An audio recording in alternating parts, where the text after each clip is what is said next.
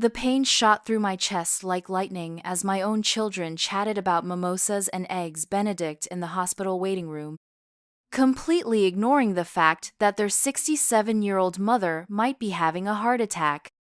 I clutched my chest, watching them through the glass partition as they laughed, checked their phones, and eventually stood up together, gathering their designer bags. They were leaving. My own flesh and blood were walking out of the emergency room while I sat alone on a gurney, terrified and abandoned. "Mom will be fine," I heard my daughter Melissa say as the automatic doors opened. "They'll call us if anything happens. Besides, we've been waiting for 2 hours already." My son James nodded in agreement.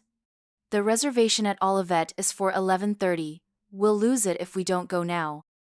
And just like that, they were gone, my 2 adult children choosing brunch over their mother's medical emergency. As the doors closed behind them, something hardened inside me. In that moment, I made a decision that would change all our lives forever. My name is Eleanor Winters. I raised my children alone after their father died when they were just teenagers. I put them through college, supported their dreams, and loved them unconditionally. I'd given them everything, including my retirement savings when James needed money for his business venture, and when Melissa wanted to buy her condo. I'd always told myself it was worth it that family comes first. But as I lay there in the sterile, cold emergency room, I wondered if I'd made a terrible mistake. "Mrs. Winters," a nurse approached with a clipboard. "We're ready to run some tests. Is your family coming back soon?" I swallowed hard, blinking back tears of humiliation. "No," I said, my voice steadier than I expected. "They had a brunch reservation." The nurse's face registered shock before she quickly composed herself. "I see. Well, don't you worry. I'll be right here with you." Her name was Darlene, and she was about my age with salt and pepper hair pulled back in a practical bun. Her kind eyes crinkled at the corners as she helped me into a wheelchair. "You'd think they'd know better," she muttered, not quite under her breath. "My kids would never." "I thought mine wouldn't either," I replied, the truth of it stinging fresh. As Darlene wheeled me toward radiology, I remembered the call I'd made to Melissa that morning. The pressure in my chest had started while I was watering my garden. At first, I thought it was just anxiety. I'd been having a lot of that since I'd agreed to sell my house and move into a retirement community at my children's insistence. But when the pain intensified and my left arm began to tingle, I knew something was wrong. Melissa had sounded annoyed when she answered. "Mom, I'm meeting James for brunch in an hour. Can this wait?" "I think I might be having a heart attack," I'd said, my voice shaking. There was a pause, and I heard her sigh. "Fine, we'll come get you, but you probably just have indigestion again." They'd arrived 30 minutes later, James driving his luxury SUV that I'd helped him buy with a $20,000 loan he'd never repaid.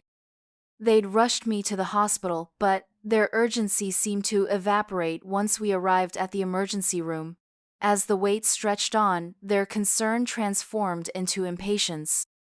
Now, as the CT scanner hummed around me, I thought about my will. Everything I owned, my house, my savings, my late husband's life insurance that I'd carefully preserved, was set to go to my children in equal shares. I'd always believed that was the right thing to do. But what kind of children leave their mother alone during a medical crisis for eggs Benedict and champagne? The tests took hours. By the time I was wheeled back to my room, it was mid-afternoon. No missed calls on my phone, no text messages asking how I was doing. Just silence. "Well, Mrs. Winters, it wasn't a heart attack," Dr. Sharma said when she came to see me. She was an elegant woman in her 50s with a gentle manner. "But you did have what we call an anxiety attack, and your blood pressure is concerning. Have you been under stress lately?" I almost laughed. "You could say that." "Would you like me to call your family?" she asked. "They're at brunch," I replied flatly. Dr. Sharma's eyebrows rose slightly. "It's 4:15 in the afternoon. Exactly. She sat down on the edge of my bed, something doctors rarely do. Mrs. Winters, I see this more often than you might think. Do you have someone else you can call? A friend, perhaps? I thought about it. Over the years, I'd let my friendships fade as I focused on my children and their needs. My best friend Barbara had moved to Florida 5 years ago, and we'd lost touch after I canceled my visit to help Melissa plan her wedding, where I'd paid for everything only to be seated at a table with distant relatives, while James gave the toast I'd hoped to deliver. I do have someone, I said finally, thinking of my sister Ruth. We'd had a falling out years ago over something that seemed trivial, nowhere criticism of how I was spoiling my children. Maybe she'd been right all along. Dr. Sharma smiled. Good. I'd like to keep you overnight for observation, and it would be better if you weren't alone with your thoughts. After she left, I called Ruth. My hands trembled as I dialed a number I still knew by heart. Ellie? Her voice sounded exactly the same, warm and direct. Is everything okay? Not really, I admitted. And then the whole story came pouring out: the possible heart attack, my children abandoning me for Brunch, and the years of giving until I had almost nothing left. I'm coming right now, Ruth said without hesitation. I'm 2 hours away, but I'll be there as soon as I can. And Ellie, I've missed you. I've missed you too, I whispered, realizing how true it was. While I waited for Ruth, I asked a nurse for a pen and paper. If I was going to make changes, I needed to start immediately. I began making notes about my assets. The house was worth around $400,000. I had about $50,000 in savings. What was left after helping my children time and again. There was also my husband's collection of rare books, worth at least $30,000. Not a fortune, but enough to make a difference in the right hands. Ruth arrived just after 6, her face lined with concern and age, but her eyes as bright and determined as ever. She was 70, 3 years my senior, and had never had children of her own. Instead, she'd built a career as a librarian and traveled the world during her vacations. We'd been so close once, sharing everything, until my children became my whole world. You look terrible, she said, kissing my cheek before sitting in the visitor's chair. Thank you. You haven't changed a bit, I replied. And we both laughed, breaking the tension of our years apart. Have they called? Ruth asked, and I knew she meant my children. I shook my head. Not once. Unbelievable, she muttered. Actually, no, it's entirely believable. That's what I tried to tell you 10 years ago. I know, I sighed. You were right. I just didn't want to hear it. Ruth took my hand. Being right gives me no pleasure, Ellie. But what are you going to do now? I think it's time I made some changes, I said. Big ones. We talked for hours, catching up on a decade of separation, while formulating a plan that felt both terrifying and liberating. When Ruth finally left for her hotel, promising to return in the morning, I felt more clarity than I had in years. The next day, my phone rang at 9 in the morning. It was Melissa. Mom, how are you? We were going to call yesterday, but we ended up going to James's place after brunch for drinks, and I guess we lost track of time. No apology, no acknowledgement of having abandoned me, just an excuse that made everything worse. I'm being discharged today, I said, keeping my voice neutral. Ruth is picking me up. Ruth? Aunt Ruth? I thought you two weren't speaking. Her voice held a note of alarm, as if the reconciliation with my sister was somehow a threat. We're speaking now, I replied.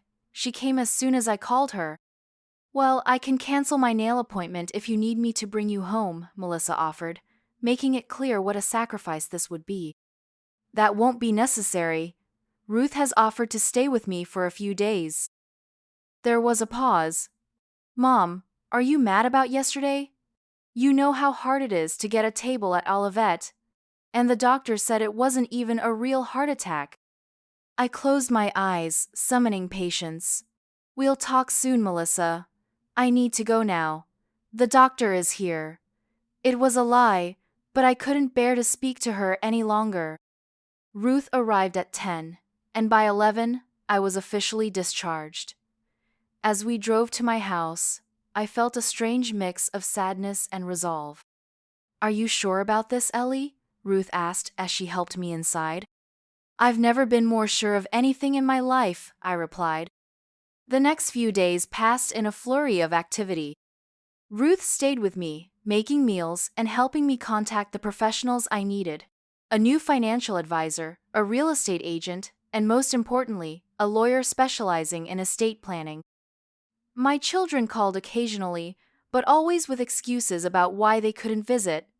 James was swamped at work, and Melissa had a minor cold she didn't want to risk giving me. Neither mentioned the emergency room abandonment again. A week after my hospital visit, I was sitting in the office of Patricia Goldman, an estate attorney in her 60s, with a no-nonsense attitude and a reputation for helping older women protect themselves. So you want to change your will? She said, reviewing the notes I'd brought. Completely disinheriting your children is a serious step, Mrs. Winters.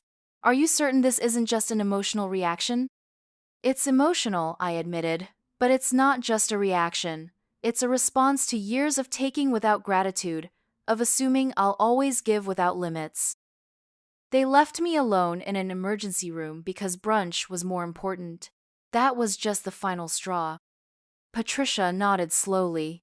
In my 35 years of practice, I've seen this pattern before.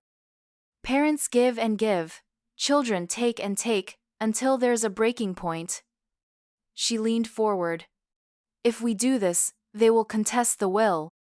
Let them try, I said with more confidence than I felt. I'm of sound mind, and I have medical records showing they abandoned me during a health crisis. How would that look to a judge?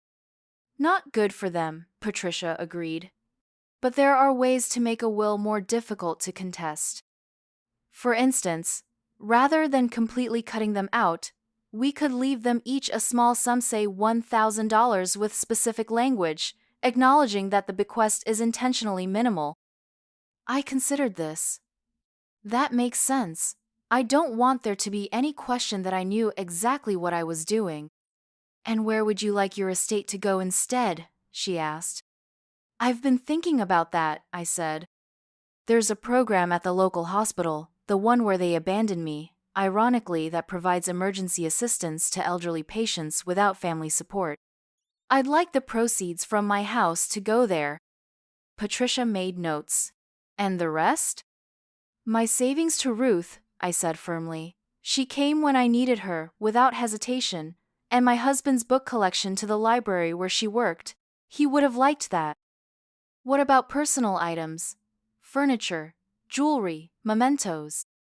I hadn't thought that far. I suppose Ruth should decide what she wants, and the rest can be sold, with proceeds going to the hospital fund. By the time I left Patricia's office, I had a clear plan. My new will would be ready within a week, and I'd arranged for 2 doctors to evaluate my mental competency before signing another layer of protection against my children's inevitable challenges. Ruth and I spent the afternoon at a cafe near the lawyer's office, talking about the past and making plans for the future. You should come visit me in Maine, she said. My cottage isn't fancy, but it's on the water. You'd love the view. I'd like that, I replied, realizing I had no reason not to travel now. For years, I'd stayed close to home, available whenever my children needed something. That obligation was over. What will you say to them? Ruth asked as we drove home. Nothing yet, I decided. Let them wonder why I'm suddenly unavailable. Let them experience what it's like when I don't answer every call immediately. The next morning, as Ruth and I were having coffee on my patio, a car pulled into my driveway. It was James, looking uncharacteristically disheveled. Mom, he called, hurrying toward us. Why haven't you been answering your phone? We've been worried sick. I raised an eyebrow. Have you? That's a new development. He faltered slightly before continuing.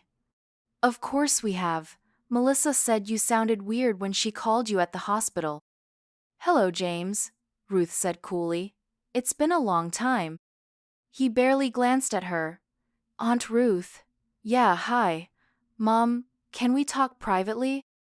Anything you have to say to me can be said in front of Ruth, I replied, sipping my coffee. James shifted uncomfortably. Fine. Look, I know we should have stayed at the hospital. It was inconsiderate. Inconsiderate, I repeated. Is that what you call leaving your mother alone during a medical emergency to go eat eggs Benedict? He had the grace to look embarrassed. We made a mistake. I'm sorry.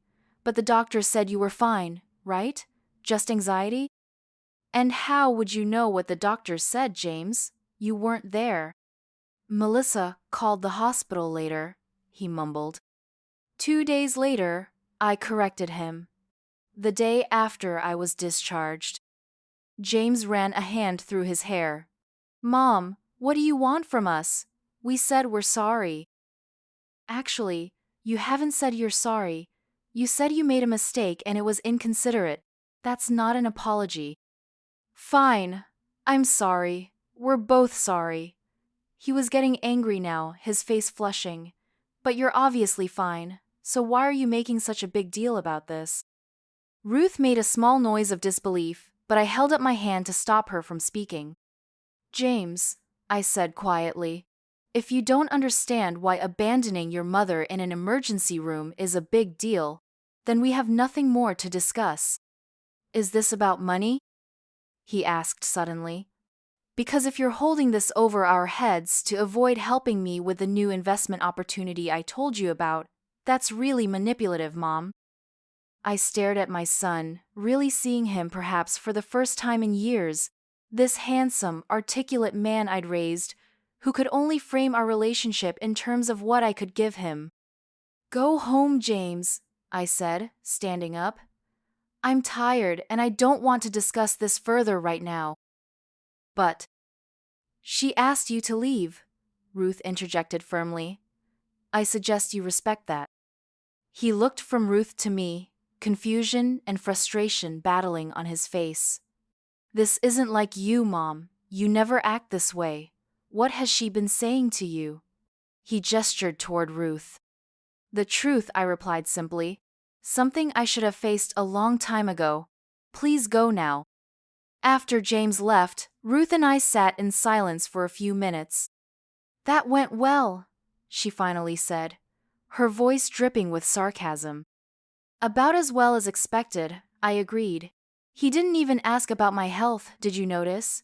Just whether I was fine enough that he didn't need to feel guilty. What do you think will happen when they find out about the will? Ruth asked. I sighed, feeling suddenly exhausted. They'll be angry. They'll feel betrayed. They'll probably try to contest it, like Patricia said. But you know what? For the first time in decades, I'm making decisions based on what I want, not on what my children expect. Later that day, Melissa called, clearly having been briefed by James. Mom, what's going on with you? She demanded without preamble. James said you were being weird and that Aunt Ruth is filling your head with nonsense. Hello to you too, Melissa, I replied calmly. I'm feeling much better, thank you for asking. There was a pause. Of course I care how you're feeling. That's why I'm calling. Is it? Because it sounds like you're calling to find out why I'm not behaving the way you expect me to. See? This is exactly what James was talking about. You're being passive-aggressive and making us feel guilty about the hospital thing. We've apologized, Mom. What more do you want? I closed my eyes, gathering my thoughts. Melissa, do you remember when you were 16 and had your appendix out? What does that have to do with anything? I sat by your bed for 3 days. I didn't leave the hospital once. Your father brought me changes of clothes. When you were scared before the surgery, I held your hand and told you everything would be okay. That was different, she protested. I was a child. And now I'm an old woman, I replied, Apparently that means I deserve less care and consideration than I gave you. That's not fair. No, I agreed. It's not fair at all. The conversation deteriorated from there, ending with Melissa in tears, accusing me of guilt-tripping her and allowing Ruth to turn me against my own children. After I hung up, Ruth found me staring out the window at my garden, where this whole situation had begun with chest pains among the roses. "You okay?" she asked, putting a hand on my shoulder. "Not really," I admitted, "but I will be." The next few weeks were difficult. My children alternated between angry calls, guilt-inducing texts, and complete silence. James showed up unannounced twice more, once demanding to know if I was punishing them by reconnecting with Ruth, and once with a bouquet of flowers and a forced apology that sounded rehearsed. Melissa took a different approach, calling me in tears and claiming that my coldness was causing her anxiety attacks. When that didn't work, she sent her husband Robert to talk sense into me. "They're really worried about you, Eleanor," Robert said as we sat in my living room. He was a pleasant man who had always stayed carefully neutral in family disputes. "They think Ruth might be taking advantage of you." "In what way?" I asked, genuinely curious. "By spending time with me? By helping me get to doctor's appointments? By cooking meals with me? What exactly is the advantage she's taking?" Robert looked uncomfortable. "They're concerned about influence, financial influence." And there it was. They were worried about their inheritance. "Robert," I said gently, "you're a good man, but you and I both know what this is really about. James and Melissa have been living for years with the expectation that they'll inherit everything I have. They view my assets as their future property, which is why they feel entitled to ask for loans they never repay." He didn't deny it. "They love you, Eleanor." "I believe they do, in their way," I conceded. "But love without respect or gratitude isn't enough anymore." After Robert left, I made a decision. It was time to accelerate my plans. The next day, I met with my financial advisor and transferred $20,000 to Ruth as a gift. She protested, but I insisted. "You've put your life on hold to help me through this," I told her. "Consider it compensation for being my unofficial nurse and therapist." "I don't want your money, Ellie," she said firmly. "Then use it to take us both on that European river cruise you've been talking about," I suggested. "I'm done waiting to live my life, Ruth. I want to see Amsterdam and Vienna before I'm too old to enjoy them." 2 days later, my new will was ready to sign. The doctors had evaluated me and declared me fully competent. Patricia had drafted a document that would be difficult to contest, including a detailed letter explaining my reasoning that would be attached to the will. As I sat in her office, pen in hand, I felt a moment of hesitation. Was I being too harsh? Too reactive? I thought again of lying alone in that hospital room, watching my children walk away for something as trivial as brunch. I remembered all the times I'd given them money I couldn't spare, changed my plans to accommodate theirs, and put their needs above my own. "Mrs. Winters?" Patricia prompted gently. "We can reschedule if you're having doubts." "No doubts," I said, and signed my name. That evening, Ruth and I booked our European river cruise for the following month. For the first time in years, I felt a sense of freedom and possibility. My health was improving with medication for my blood pressure and regular sessions with a therapist who specialized in family estrangement. "You don't have to tell them about the will," Ruth said as we finalized our travel plans. "You could just move forward with your life and let them discover it after." I considered this. There was a certain appeal to avoiding the confrontation, but it felt dishonest. "No," I decided. "They deserve to know. Not because I want to hurt them, but because I want them to understand that actions have consequences." "When will you tell them?" "After we return from Europe," I said. "I want to have this experience first, to cement my new beginning before I deal with their reaction. Ruth nodded. That makes sense, and who knows? Maybe the shock will make them reflect on their behavior. Maybe, I agreed, though I had my doubts. But I'm not doing this to teach them a lesson. I'm doing it because it's the right decision for me. The next morning, I woke to the sound of someone pounding on my front door. When I opened it, both James and Melissa were standing there, looking agitated. We need to talk, James said, pushing past me into the house. Good morning to you too, I replied, closing the door as Melissa followed him in. What's so urgent? Sarah Jenkins called me, Melissa said. Sarah was her friend who worked at the bank where I'd done my financial transactions. She wasn't supposed to, but she was concerned. She said you withdrew a large sum of money recently. I made a mental note to file a complaint about this privacy violation. And you felt this required an emergency visit at 8 in the morning? Mom, what's going on? James demanded. First you're acting weird about the hospital thing, then Aunt Ruth moves in. She didn't move in. She's been visiting. Whatever. And now you're taking out large sums of money? Are you giving it to her? Is she pressuring you? I looked at my children, really looked at them. James in his expensive clothes, Melissa with her perfectly maintained appearance. Both successful in their careers, both living comfortable lives partly funded by my generosity. Sit down, I said, gesturing to the living room. Since you're so concerned about my finances, let's talk about them. They exchanged a glance but followed me to the sofa. Yes, I withdrew $20,000, I confirmed. I gave it to Ruth as a gift, the same amount I gave you, James, for your car. And you, Melissa, for your condo down payment. The difference is, Ruth tried to refuse it. That's different, Melissa protested. We're your children. Yes, you are. And what does that relationship mean to you exactly? Because from where I stand, it seems to mean I should give endlessly while expecting nothing in return, not even basic consideration during a health crisis. We've apologized for that, James exclaimed. How long are you going to hold it over our heads? The hospital incident was a symptom, not the disease, I said quietly. It showed me something I've been avoiding for years. Our relationship is unbalanced. I give, you take. I make sacrifices, you accept them as your due. That's not fair, Melissa said, tears welling in her eyes. We love you.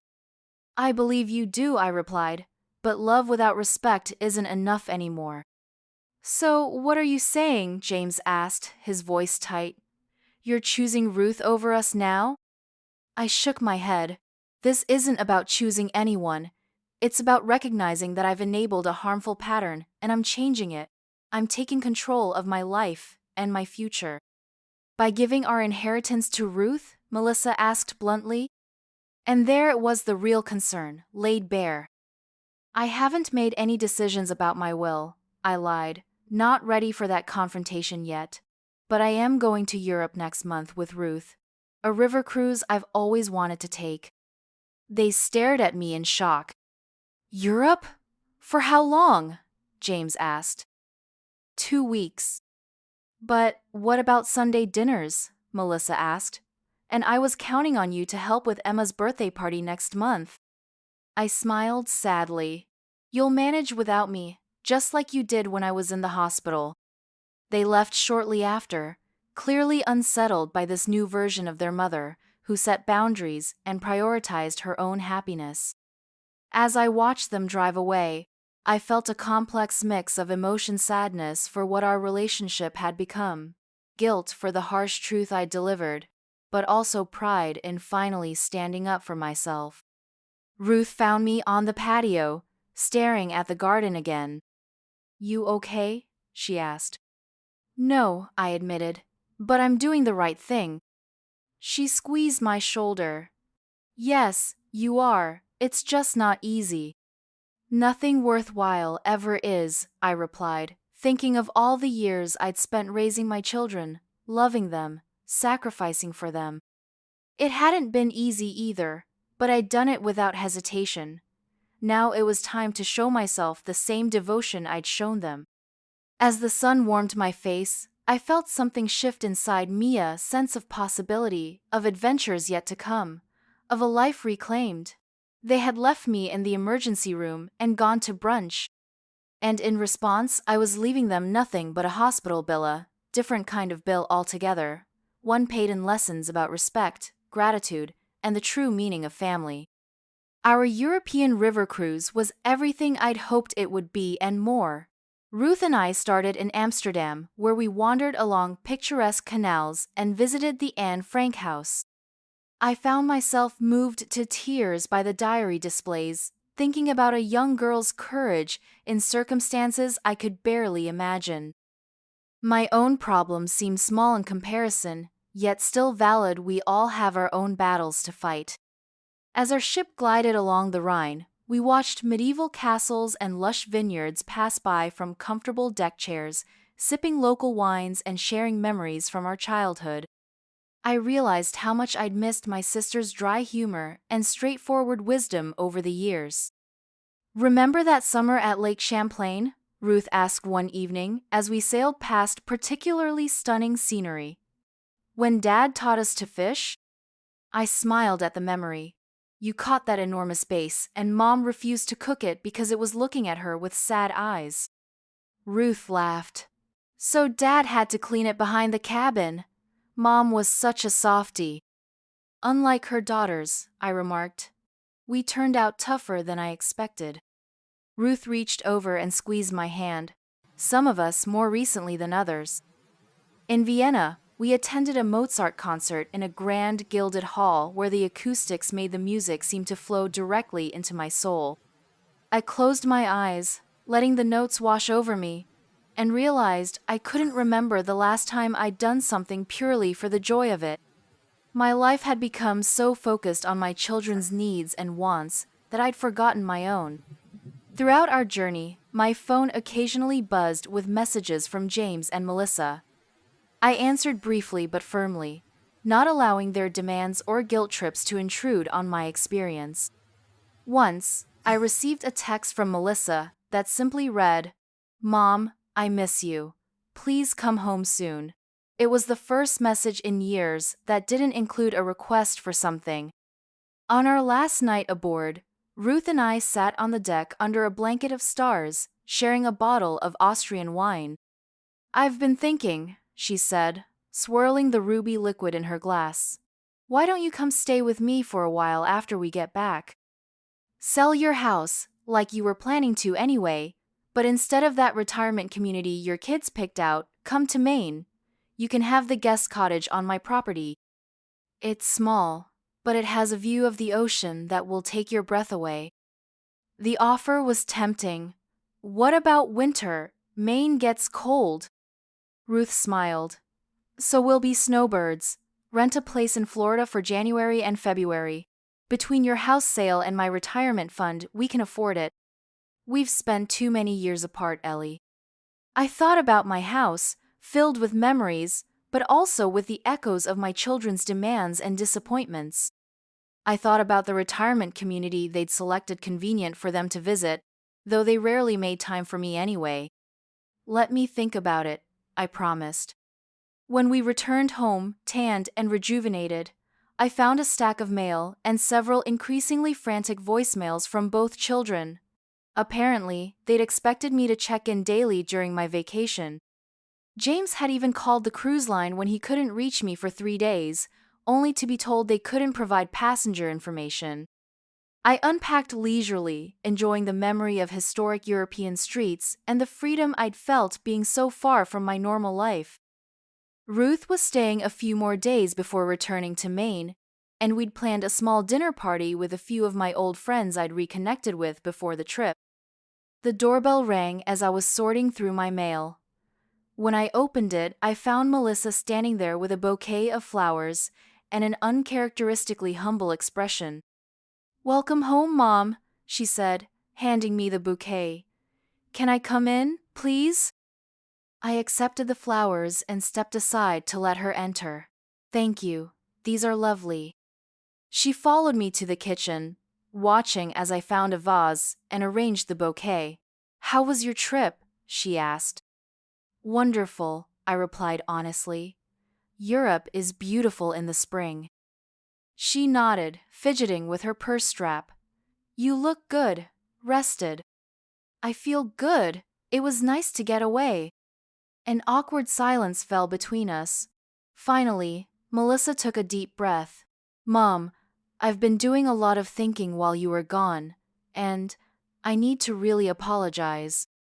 For the hospital, for taking you for granted, for a lot of things. I regarded her carefully, looking for signs of manipulation or hidden agenda. Her eyes were clear, her posture genuine. Still, I'd been fooled before. What prompted this reflection? I asked. She looked down. Robert and I had a big fight after we last spoke to you. He said some pretty harsh things about how I treat you. At first I was defensive, but then I started thinking about what would happen if our daughter Emma treated me the way I treat you when she's grown up. She swallowed hard. I wouldn't like it at all. I nodded slowly, touched by her honesty, but still cautious. Thank you for saying that. And then, she continued, when you were gone for 2 weeks with barely any contact, I realized how much I rely on knowing you're there. Even when I don't call or visit enough, just knowing you're at home, available if I need you, it's like a safety net I've taken for granted. I'm 67 years old, Melissa, I said gently. I won't always be here. Tears filled her eyes. I know. That's what scares me. I placed the vase of flowers on the counter and turned to face my daughter fully. Melissa, I love you. I've loved you since the moment I knew you existed. That will never change. But our relationship needs to change. She nodded, wiping at her eyes. I understand. I just hope it's not too late. It's not too late, I assured her. But we need to establish some new patterns. Real relationships go both ways, giving and taking in equal measure. I want to try, she said earnestly. Could we maybe have lunch once a week, just to talk and, I don't know, get to know each other again? It was a small step, but a genuine one. I'd like that.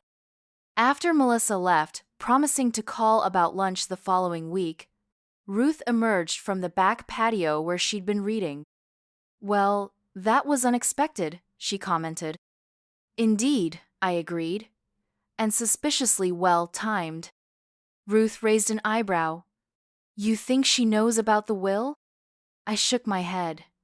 No, but she knows something has changed. She can feel it. I sighed, conflicted.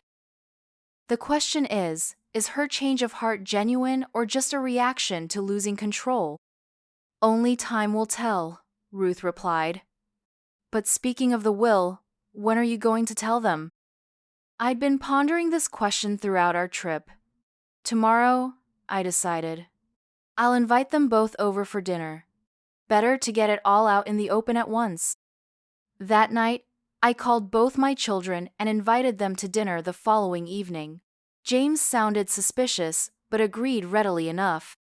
Melissa, perhaps buoyed by our recent conversation, accepted immediately. The next day, Ruth helped me prepare a simple but elegant meal: roasted chicken with herbs, garlic, mashed potatoes, and spring vegetables. We set the dining room table with my good china and crystal glasses that rarely saw use anymore. Are you sure you want me here for this? Ruth asked, as we put the finishing touches on the table setting. It might be easier for them to hear it without me present. I'm sure, I replied firmly. You're my support system, Ruth. Besides, they need to understand that you're an important part of my life now. At precisely 6:30, the doorbell rang. James arrived first, dressed in business attire as if coming straight from work. He carried a bottle of expensive wine and gave me a somewhat stiff hug. Mom, he nodded politely to Ruth. Aunt Ruth. Melissa arrived a few minutes later with Robert in tow. She looked nervous but determined, giving me a warm hug and presenting me with a small gift box. "Just a little something from our trip to Santa Fe last month," she explained. "I saw it and thought of you." Inside was a delicate silver bracelet with a turquoise stone. It was thoughtful and not extravagant and usual for Melissa, who typically gave lavish gifts that felt more like statements of her own success than expressions of affection. "It's beautiful," I said sincerely. "Thank you." Dinner began pleasantly enough, with conversation about my European trip and casual updates about their work and lives. James seemed to relax as the meal progressed, even complimenting Ruth on the perfectly roasted chicken. "Actually, your mother made the chicken," Ruth corrected him. "I just did the vegetables." James looked surprised. "It's delicious, Mom. I didn't know you could cook like this." I smiled wryly. "There are probably many things you don't know about me, James." As we finished our main course, I took a deep breath, knowing it was time. "I asked you both here tonight because I have something important to tell you." The atmosphere in the room immediately tensed. James set down his wine glass with careful precision. Melissa glanced at Robert, who placed a supportive hand over hers. "While you were at brunch that day," I began, intentionally bringing up the hospital incident, "I had a realization. For years I've structured my life around your needs and wants. I've given financially until it hurt. I've made myself constantly available. And in return, I've received." I paused, searching for the right words. "Less than I deserve." "Mom, if this is about money," James started. "It's not just about money," I interrupted. "Though that's part of it. It's about respect, consideration, and genuine care. It's about the fact that when I was frightened and vulnerable, you chose Eggs Benedict over sitting with me." Melissa winced visibly. Robert looked down at his plate. "I've made some changes," I continued. "First, I've decided to sell the house." "We know that," James said, clearly relieved. "The retirement community has a 3-month waiting list anyway, so the timing works out perfectly." "I'm not moving to Sunny Pines," I corrected him. "I'm moving to Maine, to live near Ruth." Stunned silence greeted this announcement. "Maine?" Melissa finally managed. "But that's so far away. What about holidays? What about Emma's school events?" "I'll visit for important occasions," I assured her. "And you're welcome to visit me. Ruth has a lovely guest cottage on her property where I'll be living." James set his napkin down with controlled precision. "I see. And may I ask what prompted this decision, besides the brunch incident?" "The brunch incident, as you call it, was a wake-up call," I explained. "It made me realize I need to prioritize relationships that are mutually supportive." "And we're not supportive?" James asked, his voice rising slightly. "Not consistently, no," I replied calmly. "But there's more you need to know." I took a deep breath. "I've also changed my will." The room went completely still. Even Ruth, who knew what was coming, tensed beside me. "Changed it how?" James asked, his voice carefully controlled. "I've decided to leave the majority of my estate to a program at Memorial Hospital that supports elderly patients without family assistance. My savings will go to Ruth, and your father's book collection will go to the library. You and Melissa will each receive $1,000. The silence that followed was deafening. Robert's eyes widened.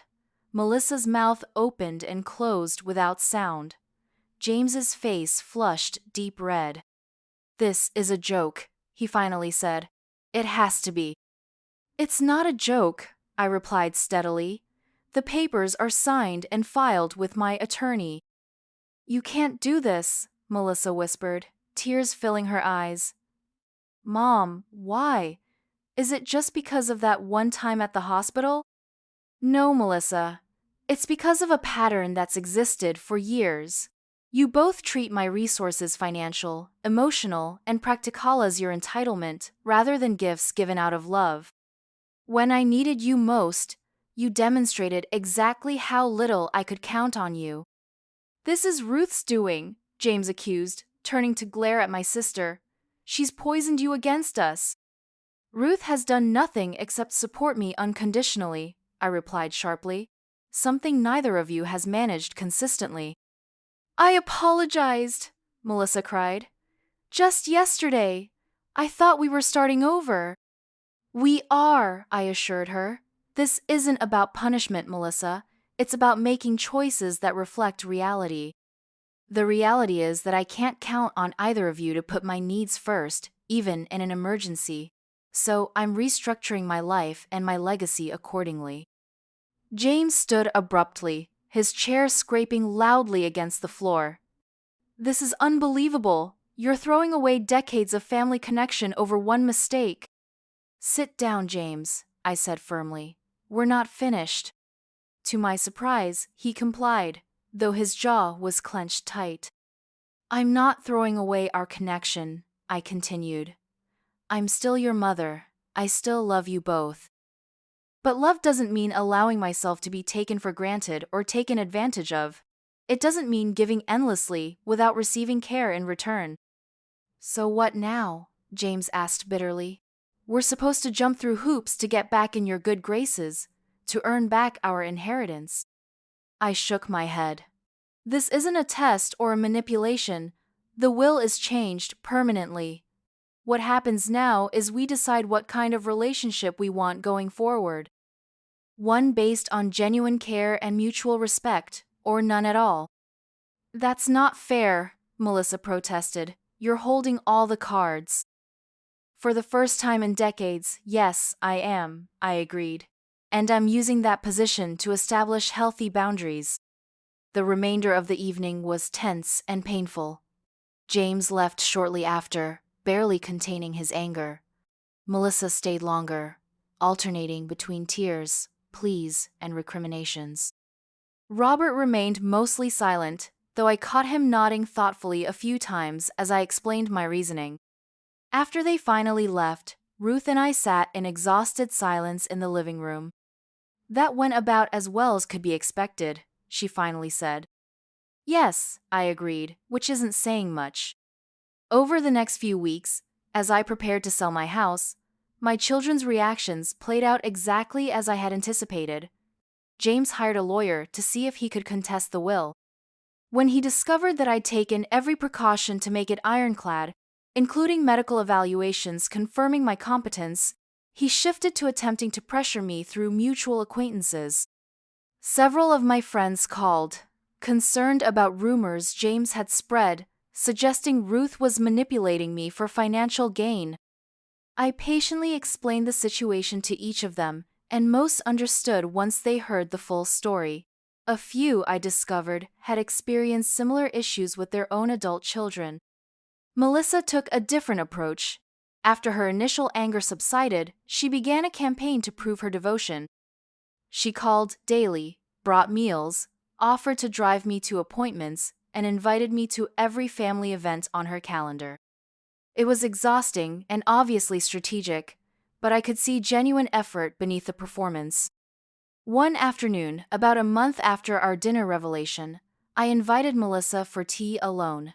She arrived promptly, bearing a box of my favorite pastries from a bakery across town. You didn't need to bring anything, I said as I let her in. I wanted to, she replied. They're your favorite. We settled in the sunroom with our tea and pastries. The house was half-packed now, with labeled boxes stacked in corners and bare walls where family photos had once hung. How are the selling preparations going? Melissa asked, clearly trying to be supportive despite her opposition to my move. Well enough, the realtor thinks it will go quickly in this market. She nodded, fidgeting with her teacup. Mom, I need to ask you something, and I want you to be honest with me. I always try to be honest, Melissa. She took a deep breath. Is there anything I can do to change your mind? About the will, about moving to Maine, any of it? I considered her question carefully. The will is final, Melissa. Not as a punishment, but as a reflection of where I want my legacy to go. As for Maine, I paused. I'm looking forward to a fresh start, but that doesn't mean our relationship can't improve regardless of where I live. She blinked back tears. I've been awful, haven't I? Not just the hospital, but for years.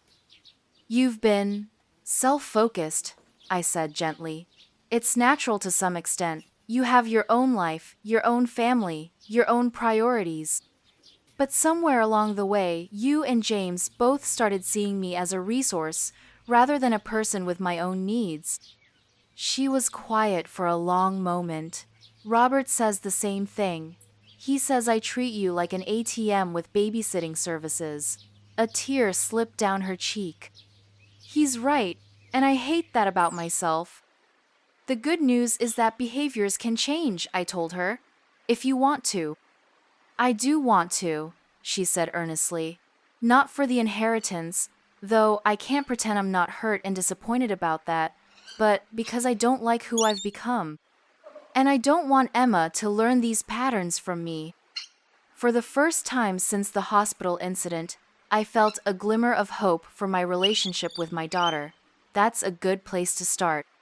As the moving date approached, James finally reached out. He asked to meet for coffee at a neutral location cafe downtown that we both liked. When I arrived, he was already seated, looking uncharacteristically disheveled. "Mom," he said, standing awkwardly as I approached. "Thanks for coming." I sat across from him, noting the dark circles under his eyes. "Are you sleeping, James?" He gave a short laugh. "Not really. Work's been stressful and—" He hesitated. "I've been doing a lot of thinking." "Oh?" He stared into his coffee cup. "I talked to Dad's old friend Richard last week. He said something that really hit home. He said Dad would be ashamed of how I've treated you." I winced at the harshness of this assessment, though I couldn't entirely disagree. Your father had very strong opinions about family obligations. He did, James agreed. And I failed pretty spectacularly on that front. He looked up at me. "I'm not here to contest the will anymore. You've made your decision and I respect that." "Thank you," I said, genuinely surprised. "But I need you to know something," he continued. "I never meant to take you for granted. Somehow it just happened. You were always so strong, so capable, so willing to help. I guess I started to see that as normal, expected." "I understand," I told him, "and I played my part in establishing that dynamic. I should have set boundaries long ago." He nodded slowly. "So where do we go from here?" "That depends on what you want, James." He thought for a moment. "I want my mother back. Not as a financial safety net or a contingency plan, but as my mom. The person who used to be proud of me for more than just my paycheck or my address." Despite all my hurt and disappointment, my heart softened at the vulnerability in his expression.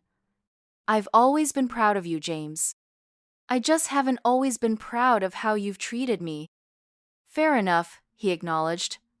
"I'd like to try to make you proud on that front too, if you'll give me the chance." We talked for over an hour, more honestly than we had in years. James admitted that he'd been living beyond his means, using my financial support as a crutch rather than addressing his spending habits. I admitted that I'd enabled his dependency because it made me feel needed and valuable. By the time we said goodbye, we'd agreed to a fresh start, not erasing the past, but learning from it and moving forward with clearer expectations and boundaries. The day before my move to Maine, both my children came to help with final preparations. It wasn't entirely comfortable. There were still moments of tension and old patterns threatening to reassert themselves. But there was also laughter, shared memories, and genuine cooperation. As we took a break in the nearly empty living room, sitting on folding chairs with pizza on paper plates, Melissa asked the question that had clearly been on both their minds. "Will you ever change your mind about the will?" I looked at my children, both watching me with hopeful expressions. I don't know, I answered honestly. I made this decision after careful consideration, and I believe it's the right one, not just as a response to how you've treated me, but as a positive choice to help others in need. They both nodded, disappointment evident, but not overwhelming. But our relationship isn't dependent on inheritance, I continued. If we can rebuild trust and mutual respect, that's worth far more than any amount of money. I agree, James said, surprising me. Don't get me wrong, I'm not thrilled about being essentially disinherited, but these past few weeks have been clarifying. I've had to face some hard truths about myself that I've been avoiding for a long time. Me too, Melissa added quietly. And I'd rather have a good relationship with you than wait around for an inheritance that might never come. The next morning, as Ruth and I prepared to drive to Maine in her sensible SUV packed with my essential belongings, the rest would follow with the movers, my children arrived to say goodbye. There were tears, long hugs, and promises to visit soon. As Ruth and I drove away, I watched my old house recede in the side mirror until it disappeared around a bend in the road. Having second thoughts? Ruth asked, glancing at me. No, I replied, surprising myself with how certain I felt. Just reflecting. On what? On how sometimes the worst moments can lead to the best changes. I turned to face forward, toward our destination and my new life. They left me in the emergency room and went to brunch. In return, I left them nothing but a hospital bill of sorts, for all the ways they'd taken me for granted. And now? Ruth prompted. I smiled, feeling lighter than I had in years. Now we're all learning to build something new, something healthier. Sounds like a fair trade to me, Ruth said, reaching over to squeeze my hand. Me too, I agreed, squeezing back. Me too. The cottage in Maine was everything Ruth had promised, small but charming, with a view of the Atlantic that took my breath away. On my first morning there, I sat on the tiny porch with a cup of coffee, watching the sunrise over the water. My phone buzzed with a text from Melissa. Made it home safe? Miss you already. I smiled and typed back. All settled in. The view is magnificent. FaceTime later so I can show you? The response came immediately. Yes, please. Emma wants to see where Grandma lives now too. As I set down my phone and returned to watching the waves, I felt a profound sense of peace. The path forward wouldn't be perfect or easy, but it would be authentic. My children had left me alone when I needed them most, choosing brunch over my well-being. I had responded by reclaiming my life and redefining our relationship on healthier terms. Some might see it as harsh or punitive, but I knew better. Sometimes love means setting boundaries. Sometimes healing requires painful truths. And sometimes, the greatest gift you can give your children isn't financial security, but the example of a parent who finally learns to value herself. The morning light sparkled on the water, full of promise. At 67, I was starting a new chapter, one where I was the author of my own story. It wasn't the ending I had once imagined, but as I breathed in the salty air and felt the warmth of the rising sun on my face, I knew with absolute certainty that it was the right one.